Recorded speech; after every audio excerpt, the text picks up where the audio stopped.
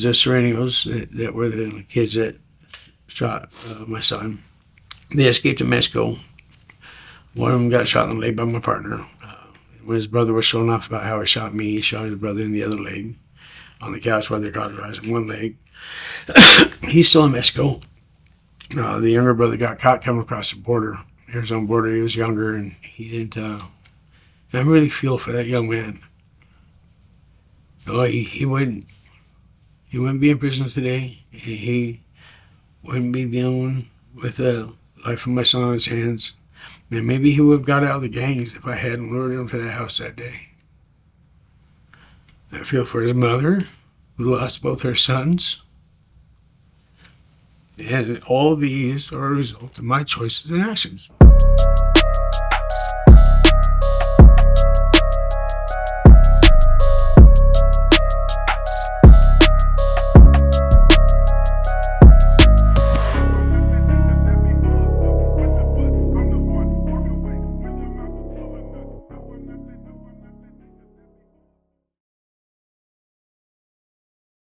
If you just want to introduce yourself and where are we recording at, what town, and how long you lived here? Jeremiah Winchester, and we're recording in Bellingham, Washington. Yeah. I lived here most all my life. And how old are you? Not to age you, but how long is all your life? 52. Okay. You have a really unique story, and after talking to you earlier, I felt compelled to sit down with you, so thank you for making the time. And so I just wonder if you could just tell the story that you were telling me this morning when we talked. Yes. Talk to me about, you know, how'd you grow up? Start there. I grew up, my mom was a Sunday school teacher. My dad owned a successful real estate business. I had three brothers. Now I have two. My brother after Jared, I'm the oldest of three now. What was my third brother, Jesse, he passed away when he was a baby, and my mom had a real hard time with that, and my dad closed up shop on his real estate office, and he moved home, but worked from home from then on. And that was my fun time with my dad. Everything he did for money from then on was based out of the house. We raised dairy replacement heifers, 450 calves, feeding them up to yearlings, horses, 27 horses in the field at one time. We bought and sold mobile homes, set them up on lots. We commercial fished. Everything he did was based out of the home around the family. So I went from not seeing my dad when I was a little child, always working all the time, to seeing him all the time. And I didn't realize that he was making money. I thought we were playing together. So I got good work ethics from my dad. I was never beat. I never saw drugs or alcohol. Parents didn't drink. Found out later in life that my dad was alcoholic up until I was born. Drank hard, and then when I was born, he quit cold turkey and stopped.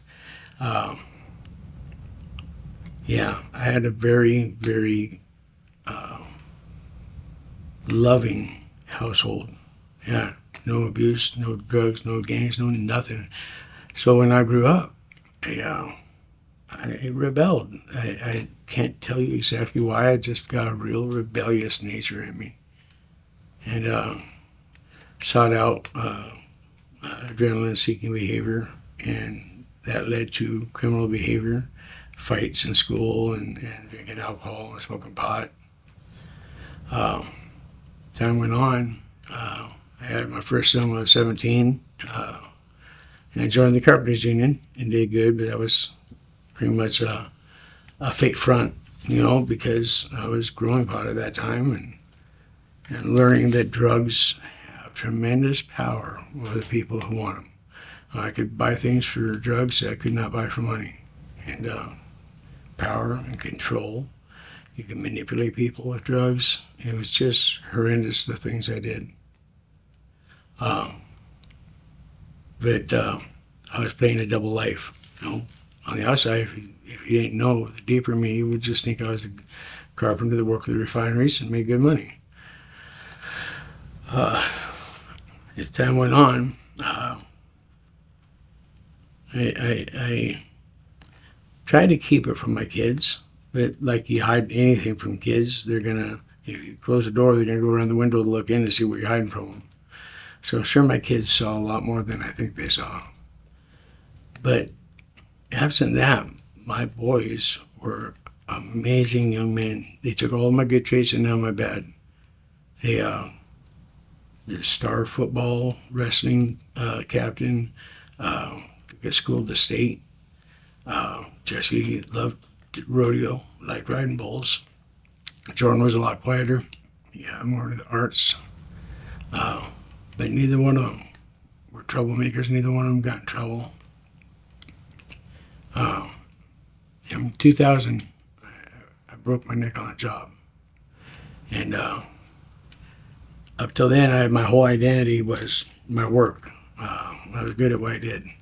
And the drug and criminal life was a side thing for my excitement. Once I broke my neck, I lost my identity. And I regained a new identity, dealing drugs and being a thug, collecting money for other drug dealers. And my life spiraled out of control fast, real fast. I ended up going to prison the first time in 2000 for kidnapping another man over a drug debt.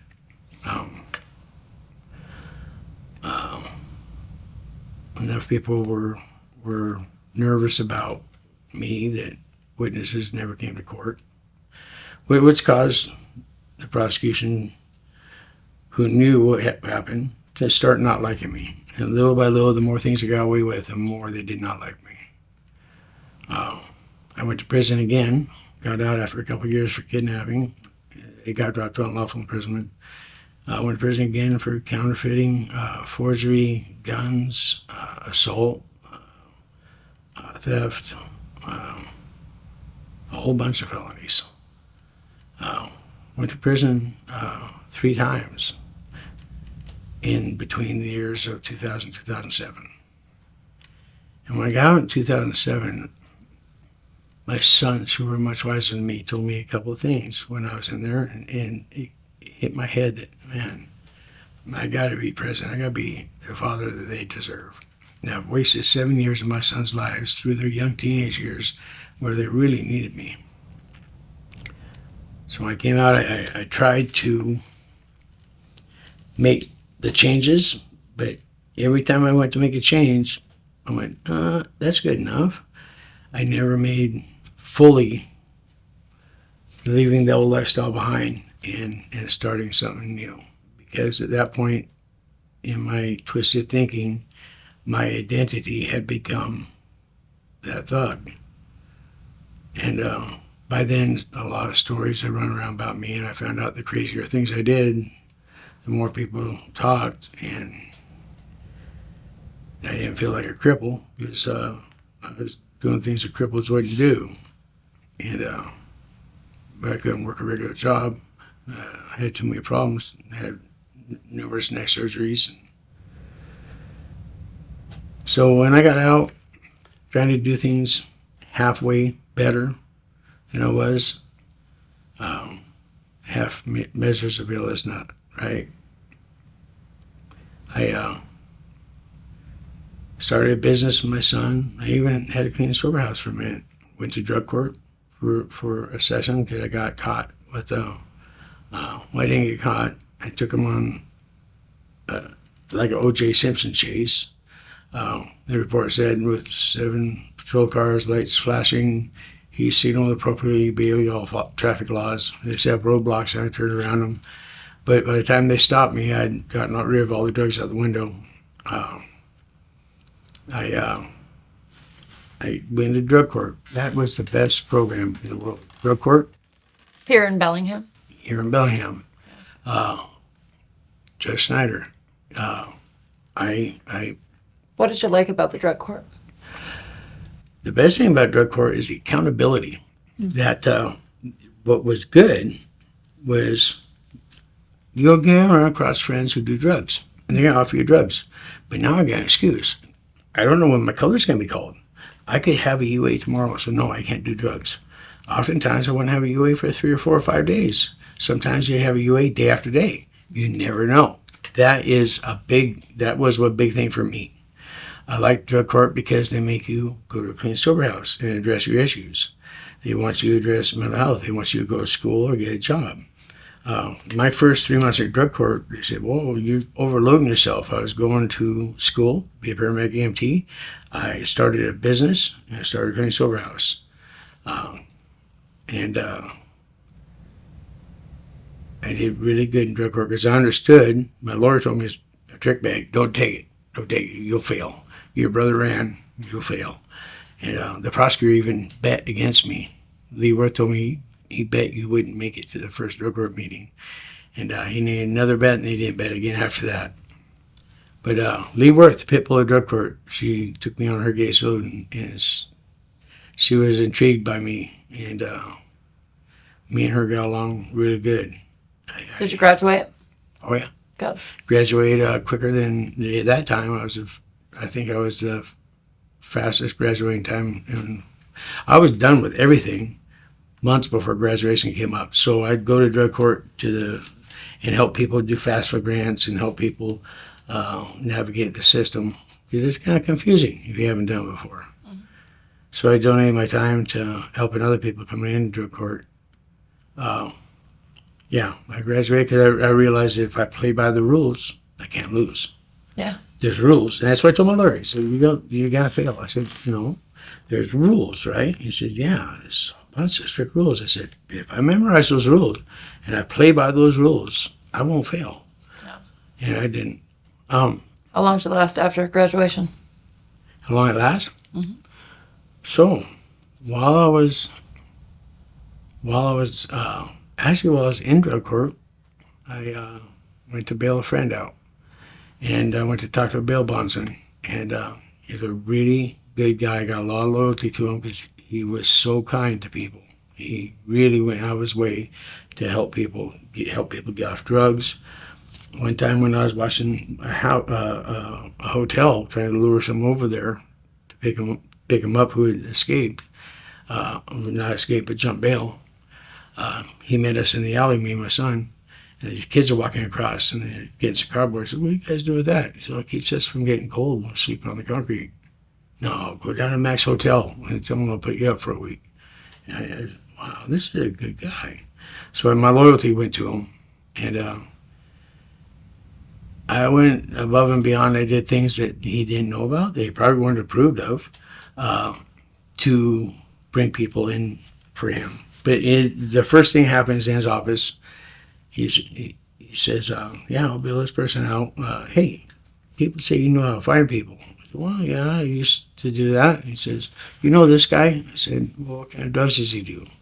And like if you know what drugs they do, you know what circle they hang out, they can find them. People are not loyal to their friends; they're loyal to a bag. Mm-hmm. So I made a couple phone calls, and next thing you know, that guy's calling me. And I asked a couple people if they knew him. It'd be a personal favor to me if he'd have him call me. And so next thing you know, he's calling me, and he's like, I say, "Hey, you missed court. You got bail. That's bail jumping. But if you can get down here without the cops picking you up, this guy will walk you back in and take care of that bail jumping and re-bail you. But you got to keep in contact with him." And same story almost every time. "Oh man, I got high and I forgot and I missed court." Yeah. It's almost always, "I forgot and missed court." And a 30-day charge turns into a year and a day for bail jumping. Anyways, next thing you know, every one of their brothers calling me. "Hey, I missed court. Can you help me out?" Well, one time we were out on, my son was with me. I was trying to lure someone off the res to jump bail because they can't go on the res. And I knew a lot of people. So we're on Slater Road at the coffee stand with two bounty hunters because I'm not legally licensed to bounty hunt in Washington State. I'm a felon. I'm a violent felon at that. But the bounty hunters I could lure them off, they could pick them up. And as I'm there, the sheriff's rolling. So like, why are all these guys suiting up in the tactical gear? And they talked to the licensed law enforcement agents and give me a pat on the back. how about this, Jeremiah, on this side of the law? The things have changed. And my son looked at me, and I had a feeling of pride that it felt good. My son saw a cop not putting cuffs on me, but patting me on the back. But inside, it twisted real quick. I saw an opportunity for me to be the same thug I was, for me to hang out at dope houses, all those places that I knew well, with all those people I knew well, for me to kidnap another human being and get paid for it. But this time, I thought it looked good on the outside because I'm helping a bail bondsman. Doing this for people who jump bail. It's not for a drug debt. No. Don't get me wrong. Bounty hunters, bond enforcement agents, recovery agents, they do a noble job. They saved the grandma who put up her house for her loved one, and that person's so gone in their addiction, they don't care about grandma's house. That's a noble job. That's not why I did it. I did it because I still desired that rebellious, ugly, self-destructive, self-loathing part inside me. And in that atmosphere, going to those houses, it wasn't long before I met someone. I did a little drugs with them, or did a little drugs with them. I stayed clean for big periods of time, but then I'd relapse, and then I'd shake out of it real quick. But I was always addicted, not just to a drug. I was addicted to the lifestyle. I mean, it wouldn't matter what drug I did. The lifestyle itself can become addicting. Anyways, so I can admit that now that there's no noble cause behind me doing that. My son, now he wanted to get licensed, noble cause behind him doing it, but not for me. For me, I was just trying to feed that ugly beast inside me and be that same ugly person I was, but look clean on the outside. In 2011, my son Jesse and I lured some gang members that they hadn't even jumped bail yet. It was November 22nd. These boys' court, Jugo's court was going to come up on December 3rd. And his girl had come to my house crying that his mother put up her restaurant and she put up her name and he's going to take off to Mexico without them. And I leave him holding the bag. So the thug in me, I'll go talk to him. I'll talk about this. If he gets rough, I'll slap him, whatever. Yeah, that was the worst thing I had to do is get involved with bounty hunting. Anyways, found some people that knew him, confirmed that, that is Winnie's boyfriend. Yeah, he is planning on jumping bail. We lured him over the house with under the pretense that he could. Well, first, I had him call him and tell him that I heard about him and I'll front him a bunch of drugs. I didn't actually have any drugs, and I never had drugs around my son Jesse or Jordan. But then he said he had plenty. He's just trying to get rid of what he got. So I had him call him back and tell him I'll buy everything he's got. He said, he's just got heroin. So I said, I'll buy the heroin, whatever you got, if you get here right now. So they came over. And what was, looking back at it now, what was sickening is I never let people do hard drugs around my son. I never let them see him. He smoked pot, and I would never smoke pot with him. I would not do drugs with my son ever. And he thought that was weird. I smoke pot with other people, but not with him. No, you're my son. And definitely not hard drugs. But here I am. I have my son sitting in a known dope house with a couple of strung out heroin users, foils and spoons and stuff sitting around. And in my mind, I thought, oh, we're doing something legal. This is okay. No, there's no way that that's okay to have your son in a house like that, even knowing anything like that. Those men came in, and they came in the door, 3 men, and the last one recognized me. Well, you named me by my brother. Said, Josh, what's up? What are you doing here? I said, no, Josh, it's Jeremiah. How do I know you? His eyes got big and he took off. Bumped into the other guys. They said something in Spanish and they all took off. And I heard footsteps running down the stairs. And I told my partner to look out the window. I said, got a car they're driving. Thought we'd lost them. When they're coming over, the kid told me, they're hot-headed and they pack guns. And, well, yeah, that's obvious because they did drive-by shooting. So I told my son to go down and get the 2 bulletproof vests and put one on my partner and one on him, just in case things went bad. But man, things were already so far wrong.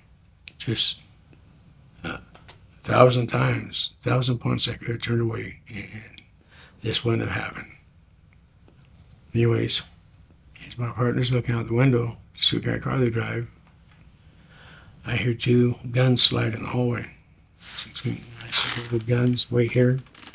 Went in the hallway, wrestled with one of the guys, 4 shots. One of them hit me in the face. It shook me and took my vision for a minute. My son, because he's a hero, and he thought that if his dad's bulletproof, that I'd protect him through anything. He tackled the guy, shot his dad, rolled down the stairs. More gunshots went off downstairs, and my son was shot twice with both a vest.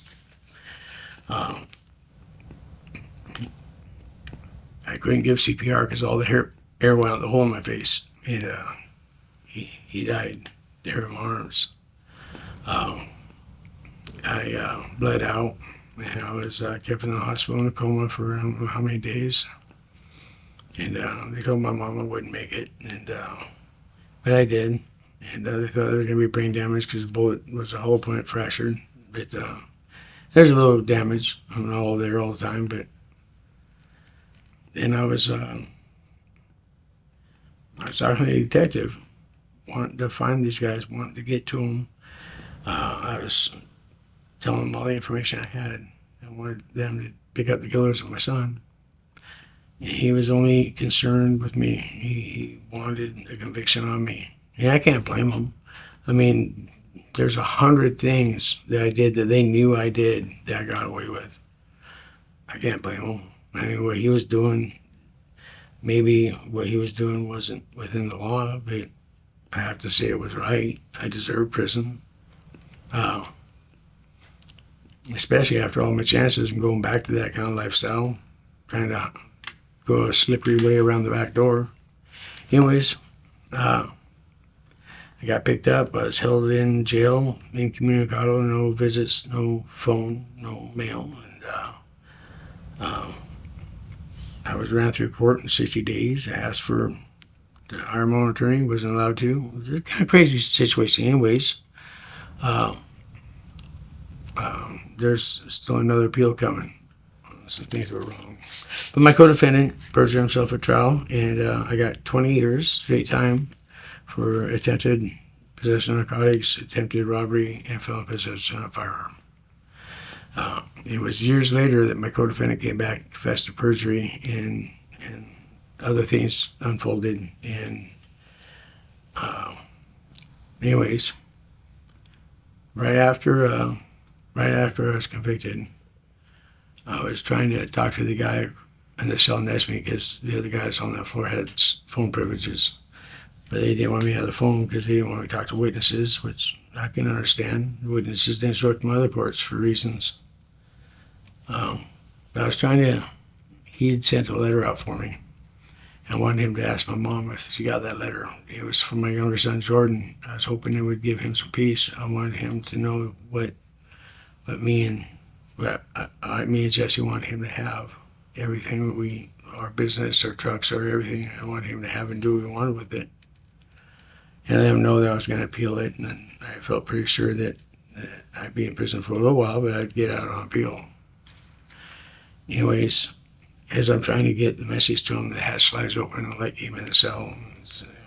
He's sitting in a dark isolation cell. That light gets kind of blinding. He opened the cell, and there was Wendy Johansson, the chief of jail. Said, Winchester, get back on your bunk. Okay, I'm in trouble for trying to get a message out.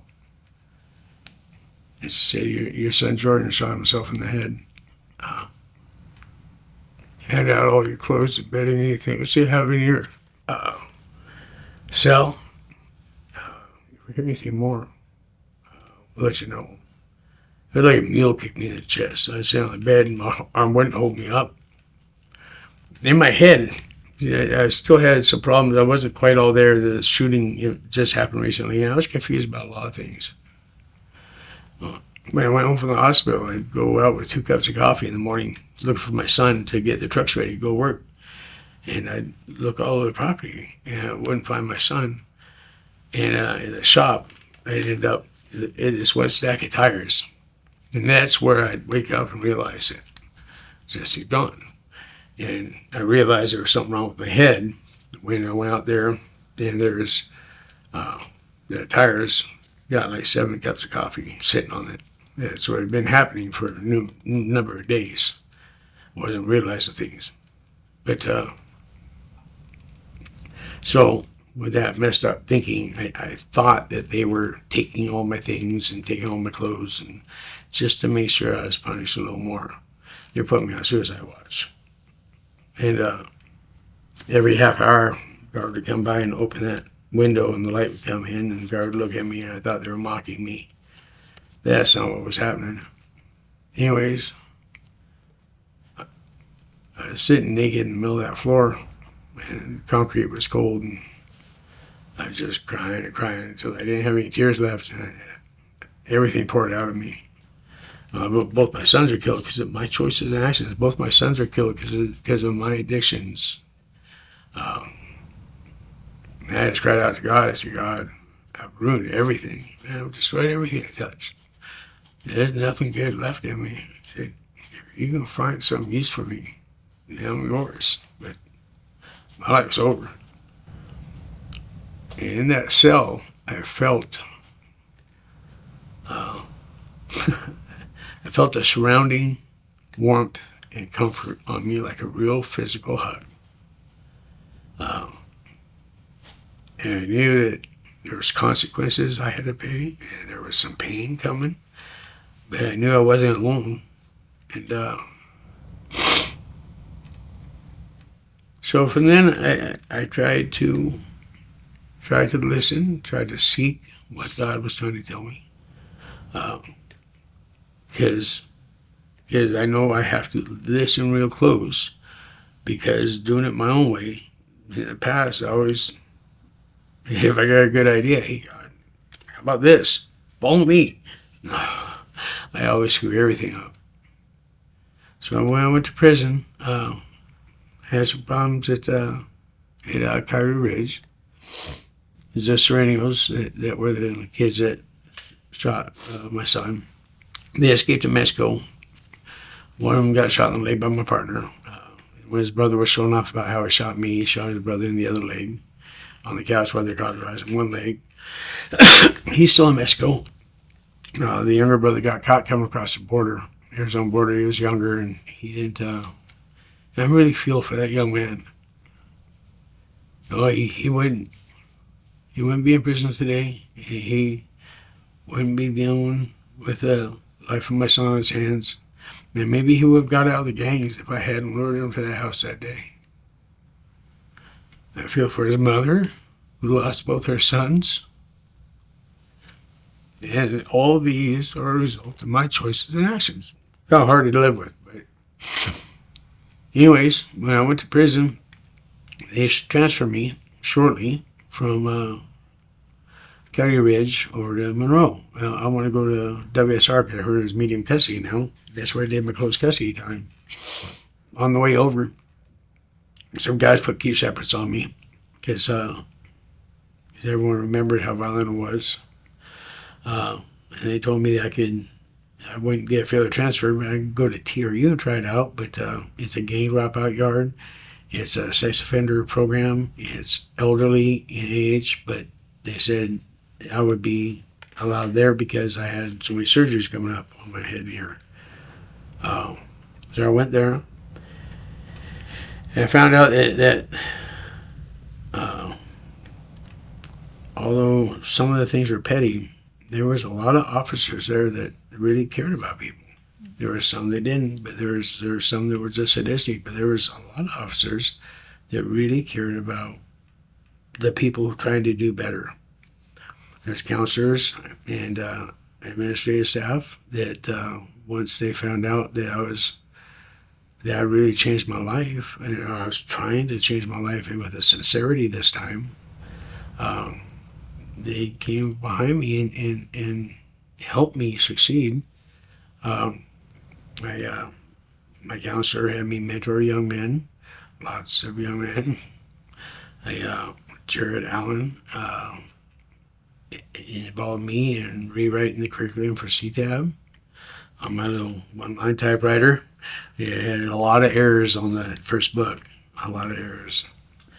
But CTAB, applying the 12 steps to every aspect of your life, not just addiction, but everything, just trying to get your life straight. I made it fresh and free. I remember one time a guy I was mentoring brought me a pair of tennis shoes and said, "Hey, you want a pair of tennis shoes for a bag of coffee?" And they're brand new. These are the $60 tennis shoes that I need shoes. I was going to ask my dad for them, but I don't want to ask my dad to spend $60 on me because, yeah, you know what, I'll trade you. And right after I got them in the room, I tried them on. I went, this is wrong. This is borrowed, lending, and trading over $10. I just did this with a guy I'm mentoring. What am I teaching him? So I took him the shoes back and said, "Hey, you can keep the coffee. I can't take these shoes." "Why not? What's wrong?" I said, "Because it's breaking the rules. It's borrowed, lending, and trading. I can't do it." He says, "That's a stupid rule anyways. Stupid rules still need to be followed. If you play by the rules, you won't lose." As a matter of fact, playing by the rules, I worked as a machinist there, the machine shop. I got to teach guys welding and trade skills in carpentry and machining, and even taught quite a few officers how to weld. I became very trusted because of making sure that all the tools were accounted for, making sure that so trusted that they asked my advice on who to hire before they hire people. They would ask me to make sure the tools are locked away, and then they'd come check it after I was done. So trusted that the superintendent made provisions. Usually they want people to only work a year in that kind of, they don't want you to compromise staff. And in maintenance, you get cutting torches and grinders, all kinds of stuff to escape with. But because I was so adamant about following the rules, and they let me have an extension, another extension, and another extension. Then I had to move out of there because they give me more extensions than they give me the max that is allowed. And then they hired me at the carpentry shop, same maintenance, in a different way. And officers showed me a lot of respect, a lot of favor in me for doing the right thing. How did that feel? It felt better and better and better the more I did it.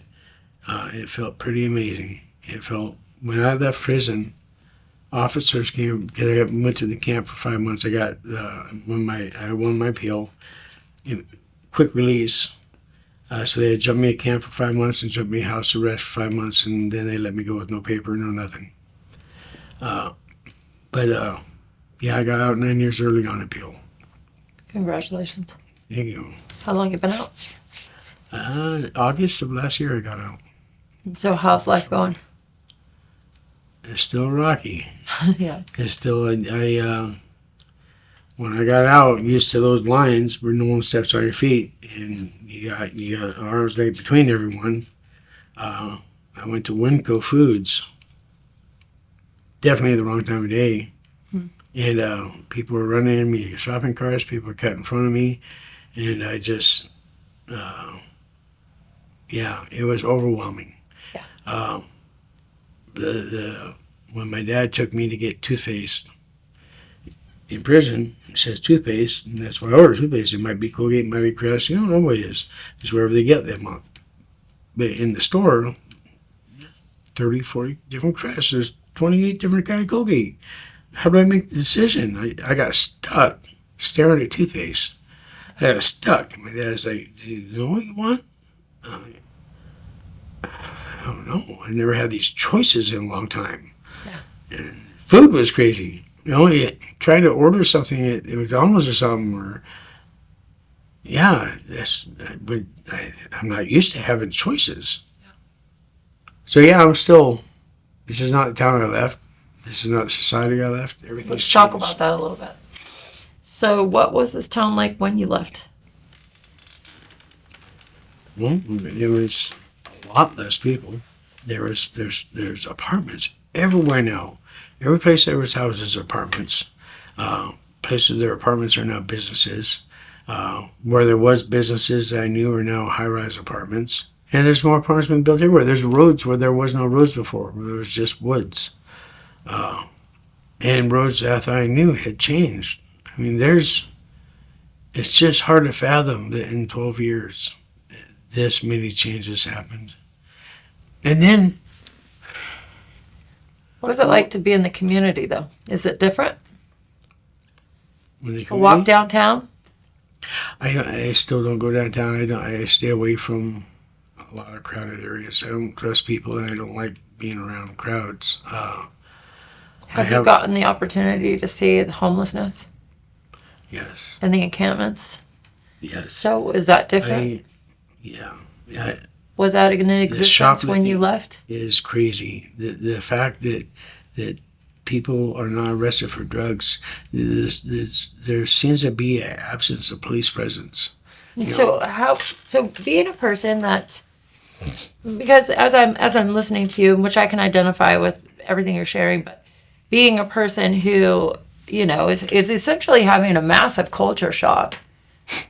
And you're saying, hey, I was gone for this long, and I'm petrified, because of these different things.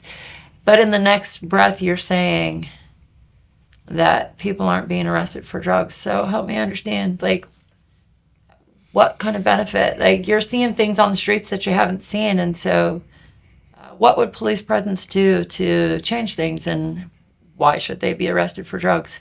What does arrest provide? When I left, heroin was about the worst drug you could find. Meth was second to that. Cocaine was less used, but also very highly addictive and very destructive to people. Now I get out. When I took my driving test, they said, one of the questions was, how many nanograms of THC can you have in your system to legally drive? You can be high and drive? I didn't know you could have THC in your system and legally drive. Me neither. Thanks. Yeah. I know I have family members who get pulled over on a regular basis, on a weekly basis. Weekly basis. Call me up. Hey, I need a licensed driver. They pull me over. By the time I get there, they're either gone or the cops are leaving. And they said not to drive for 5 minutes. And he drives off. He's got warrants for possessing a stolen vehicle. He's got warrants for driving suspended. He has no license, no insurance, no tabs on his vehicle. He's pulled over on a weekly basis, drug paraphernalia, meth bong, and foilies in his car. What jail would do for him? Mm-hmm. It would give him a minute to clean out. It would give him a minute. Treatment, they say that oftentimes people don't get it the first time. Mm-hmm. And the chances go up of them getting it the second time. Sometimes people take treatment multiple times, but the chances go up of them succeeding because a little bit soaks in each time. After 6 times, and I think that jail, after so many times, I remember when I was running and gunning, I remember times when I was arrested, and when the cuffs went on, I actually got a feeling of relief. You ever fall asleep in the back of the cop car? Yes, I have.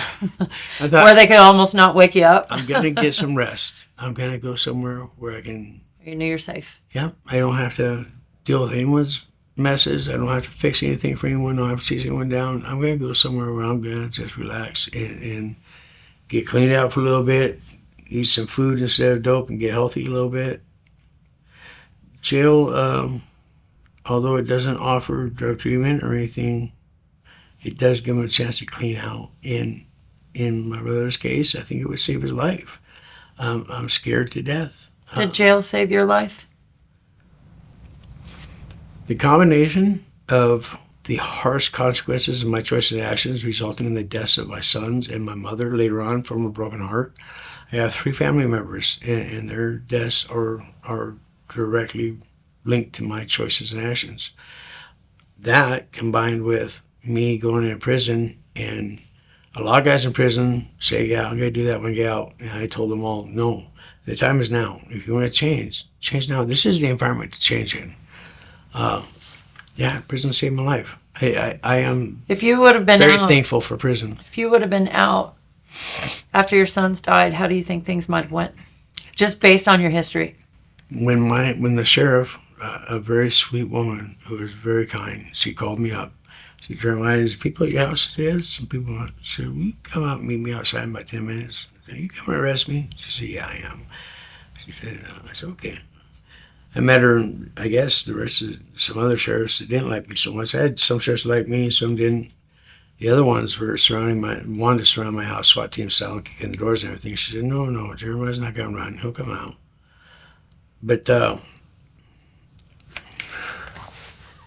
there's prison in that aspect. It did definitely save me. The combination of being accountable for the destruction that my choice actually caused and going to prison, it did save me. But when she came to pick me up, in my truck was a go bag. It was I had a Spanish American dictionary. I had paid the niece of the uncle to the boys who shot my son. I paid her drugs, as a matter of fact, because I couldn't get the information for money, but for drugs I got the info. She stole some of the Western Union receipts out of her uncle's drawer, so I knew the little town in Mexico they were at. I figured he was shot in both legs. He's hobbling around, and they don't have a car, they don't have money. They're getting $50 a week from their uncle. He's probably pretty within 50 miles of this town. My retarded idea was that I was going to go to Mexico with my Spanish American dictionary. I'd cross the border with a gun, and I was going to find them. I was going to end those 2 boys' lives. That was, in the grief I was in, that was my plan. And I'm really glad that she arrested me. And I'm really through my court case. She came and saw me a couple of times and just sat with me a couple of times and asked me questions, didn't try to interrogate me, just sat with me. And that meant a lot. It showed me that this officer has compassion for me. This officer's a human being. They're not just, because in the game, it's us against them. Yeah, my life would have been drastically different. I would have been dead, I'm sure. I mean, we're going to go with the Spanish American dictionary. Isn't going to get far trying to find a couple guys on the run in Mexico. Yeah. You know, when I was, after I came home from the hospital, another thing that made me more solid in my choice to turn my back totally on the old lifestyle is I hadn't had the talk with God in the jail cell yet, was when my dad came to the house. I was in a lot of pain. Not just my head and face from the shot, but a lot of pain emotionally. My son was gone. This is before Jordan died or anything. And in my cabinet, my son, he was over age, he was 23. He had friends that liked to drink, and they always say, you can drink my alcohol, always leave me a drink at the bottom. So I had all these bottles with just a little bit of whiskey in the bottom. And my dad came over, I was laying on the couch. I had the shades drawn, it was dark, and I was on the couch, not doing well at all. Tears coming out, and not all there in my head. But what had happened is I had taken a Percocets for pain, And when I put the bottle on the table, it had fallen over as Percocets rolled out. So there's an open bottle of Percocets that kind of haphazardly. And on the table was maybe 4 or 5 bottles on the table, and there's probably 4 or 5 more on the ground, all empty. So it looked like I've been on a pill and alcohol bender, just going crazy. But really, it was just a few drinks of alcohol and a Percocet for the pain. But I remember my dad coming in, and he looked at the mess around me, and I saw a tremendous pain and worry in his eyes. He thought that I was gonna be right back in the throes of addiction and just throw everything. And I'll never forget the look he had, the fear he had in his eyes. Yes, our family hurts. We hurt our family. Who am I hurting besides myself? You're hurting every single person that cares about you. Every single person that watches you destroy yourself. So what do you think the answer is when somebody can't stop themselves? Like your brother. If we can't count on our system to arrest them, and I don't think it's the police's fault, what do we do? It's not the police's fault. Their hands are tied. Their hands are tied. Their hands are tied. You see, they're frustrated. They're frustrated. They want to be able to help. There's some cops that are dirtbags, yes, I know some. But there are a vast majority of cops that are good, decent people who really want to help. Cops that know that if I can get this guy in jail, he won't die tonight. Yeah. He might not choose to get clean, but he won't die tonight. And my dad is not in good health. He has been enabling Josh because he loves his son. He wants to. He doesn't want him to die in the cold. But if my brother, which is very possible, if he dies from his addiction, my dad will die, probably with him. I don't have the answer. No one's going to get clean until one or two things. Until they just shake out of it and go, you know what? I've had enough of this. This is just a waste of my time, a waste of my life. I'm better than this. Or, like in my case, something devastating happens. You hit total rock bottom.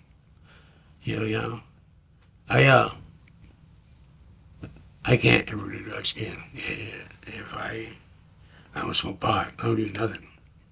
As a matter of fact, my last 4 surgeries I did without any narcotic pain relievers. I never really liked opiates, but I won't take narcotic pain relievers. I just had a bad infection from bursitis. Give me a bunch of Percocets. Didn't take them. No, thank you. No, I'll deal with the pain, and pain goes away. Not playing with that beast anymore, huh? Pain goes away. Addiction doesn't. Yeah. Amen. Someone, in my experience, either they come to their senses on their own, just because they realize, where am I, or something tremendously devastating happens. But in my situation, that would be such an insult to my mother and my sons.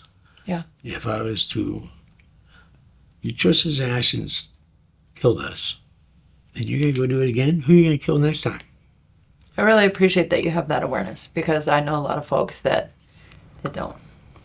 And so a lot of people tell me, like counselors, I've been to a lot of PTSD because I got horrible nightmares, and so I couldn't keep cellies because my nightmares get really horrible.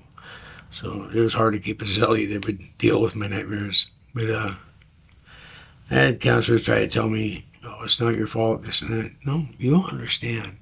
I understand that, yes, there was other people involved. Yes, I didn't pull the trigger. Yes, there's someone else had the gun. That doesn't change the fact that it was me who chose that lifestyle that caused that man to recognize when I came in. It doesn't change the fact that it was me who chose to pretend like I was doing something illegal when I was really just feeding my own selfish ego. Yeah. It was my choice to call those boys and lure them over there, knowing that they do drive-by shootings knowing they have guns because I wanted to be prideful and arrogant. Uh, yeah.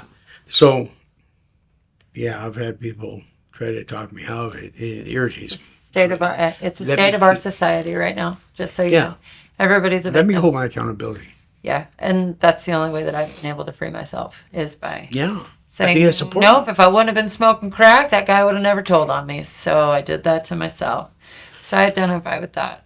So let me ask you this, because I gotten the opportunity over the last year to learn a whole bunch of different things about Bellingham, and this is not a big place. It's not a big place. Whatcom County isn't huge, and you guys have a really limited amount of space in the jail here. And so if there were more space in the jail, your brother may be able to be arrested. But there's no capacity for them to take in folks like that. How do you feel about that? Like, I know that there have been some initiatives about building a bigger jail that's treatment focused. What are your thoughts on that? My thoughts are very strong on that. I spoke at a few county council meetings this summer. Yeah. This summer, me and a friend of mine who also spent a long time in jail, Jeff Holmes is a business owner now, owns Kalamaka Studios, does tremendous community works. Was just any child or adult that has special needs. He bought hot dogs and we were barbecuing. He bought all these stick-on tattoos. So they come down to the tattoo shop and get a tattoo. It's all temporary. He's always running himself ragged doing things for people. But me and him started that Tubing on the River, clean and sober Tubing on the Rucksack for families to get, single mothers with kids that maybe have an absent father, to get a kid out in nature. Because that's another problem in our society. We're not getting out in nature no more. We're not having fun like kids used to. But because of that, we were talking down there at the county council meetings, talking to them. When we were there the day that they had so many people coming up, they just need hugs. They don't need jail. We don't need a jail. You can't incarcerate people. That's wrong. People swearing at the council members. And I'm like, man, you don't understand. You're obviously not in the criminal life. Most people who are in the criminal life and have been to Whatcom County Jail realize that it's old. It wasn't made to be what it is. It's way overhoused, and it's falling apart. They don't have any room for education, for mental health, for drug treatment, which that has to be involved in a jail.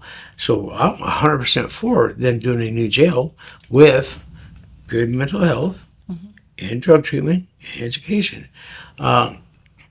You need a jail, because if you don't have a jail, people like my brother are out there trying to kill themselves every day. Oh, fentanyl. That's everyone is doing fentanyl now. And it's killing a lot of our friends. A lot of them. I mean, I can't believe it. I've gone to more funerals since I've been out of prison than I've been to in my life, not counting family members. Yeah, It's it's been a friends. lot over the last couple of years, more than ever in my entire life. And I was born and raised in drug houses. So yeah. Yeah. You think God saved you? Yeah, For I a know reason? God saved me. Well, he hasn't been clear about the reason yet. I know I can't run off without Oh, I'm his hearing direction. I think I was very strategic on God's part in case you would need somebody to point it out to you. But you've experienced a whole bunch of things, and you have a pretty rational sense of how to turn a lot of things around that are happening in our society right now. And so, I don't know why. Doesn't make sense, but people seem to come to me with their problems and ask me for advice. And I always have to be real careful and not sugarcoat things. My story resonated a lot with people in prison. I was asked to speak at a lot of events, and I was a Toastmaster. I was a pretty decent speaker, but I found out that when I was raw, I just told them how much of a screw up I was. And when people look at that and they think, huh.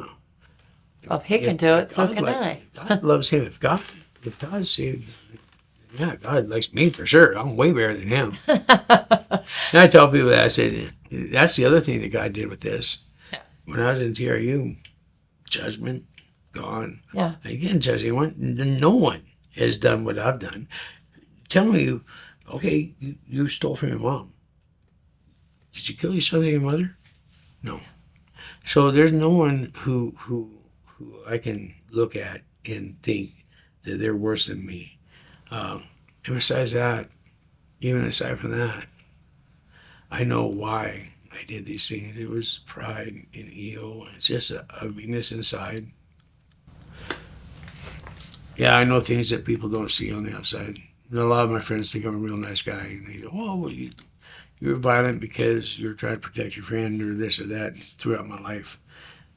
And I let everyone believe that. But no. You're violent because you enjoyed being violent. Yeah. I get it. There's an ugliness. It's a sex, drugs, violence. I already know. I already know. That's that lifestyle that you're addicted to. It is. And the homelessness is so sad because there's help. I've talked to some people who I knew had houses and had things going on, and now they're living up behind Walmart in the encampment. I'm like, what are you doing? You know that you can go to Opportunity Council. They will help you get clean and get housed. Yeah, but they want drug testing and everything. I can't do that. You'd rather live in the woods. They can't break free from the addiction. They need to be separated. Especially as fentanyl now. They need to be separated. Yeah. But we're not doing that. And that's what I think jail can do. Some people, I've talked to so many people that I want to get clean. I want to get clean. Would you help me get clean? Yeah, I'll help you. They can't stop themselves. But they don't show up that day. Well, they can't. Yeah. They're caught in the throes of an intimate relationship with drugs. But I wonder if they were in jail and they broke free. It only takes a few days to break the physical addiction, but then you have to work on the habit and what was the underlying mental trauma that makes you seek drugs. Because drugs, they numb. Percocet would numb my pain in the leg, but it also numbs your emotions. And when you don't have emotions for a long period of time, just like my leg, it was so swollen up and so sore that the skin couldn't feel anything. Pain was inside. The bone hurt. There was an infection in there. But the skin was so tight that all it felt was tingly, like numb. Once that infection went away, wow, my leg was on fire. It hurt. It's healing.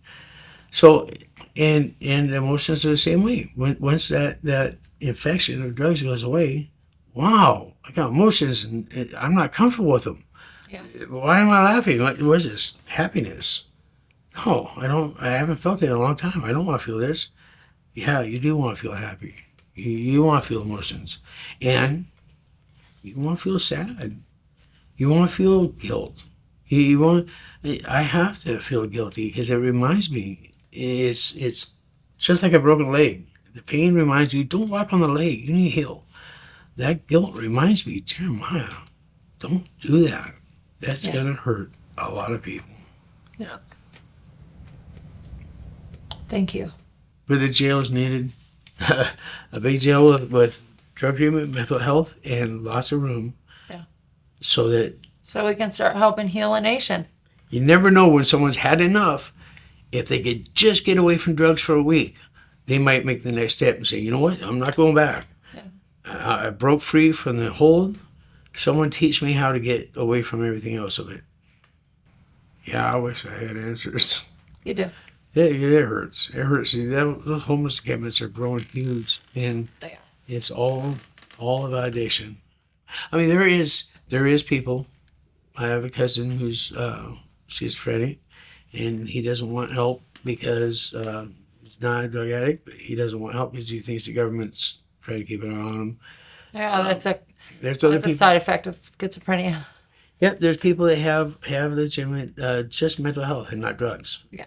And people that have depression. There's lots of reasons for homelessness, but overwhelmingly it's drug addiction. Overwhelmingly. Yeah. I would argue that everybody that's sleeping outside is an addict. I served in the field for quite a long time, but I really appreciate your perspective, and thank you for being candid and sharing your story. I think that you do have answers, and you actually shared them, so thank you.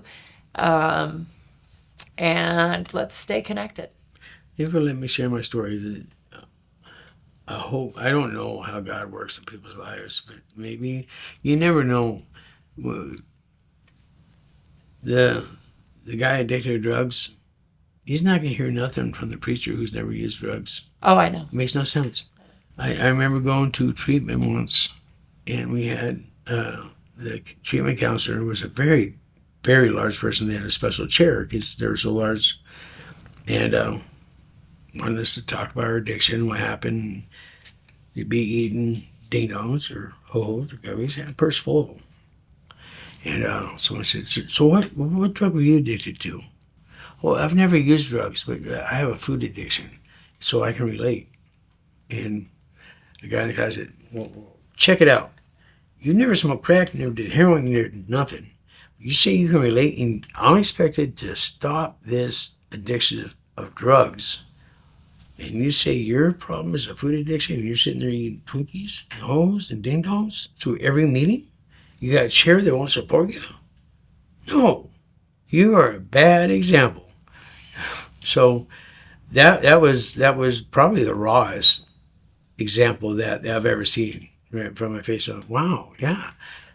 All of a sudden, everyone in that room shut down. And that person doesn't know me. They got no idea what I've been through.